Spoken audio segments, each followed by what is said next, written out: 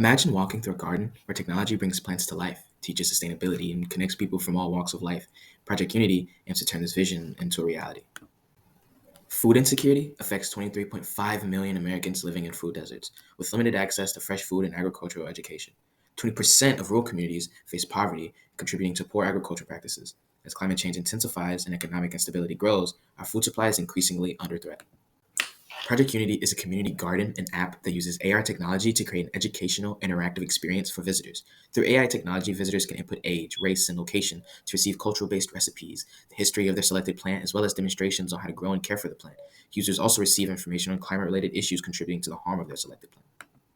In-app features include a trading page where users can trade seeds and communicate with each other, as well as a community memory wall where people can share their stories and traditions connected to nature. Our garden hosts a flourishing field of plant life, as well as the Unity tablet, which allows visitors to find the destination of requested plants and input information about themselves to receive helpful tips and guidance. Project Unity, where technology meets nature to build a greener, connected community.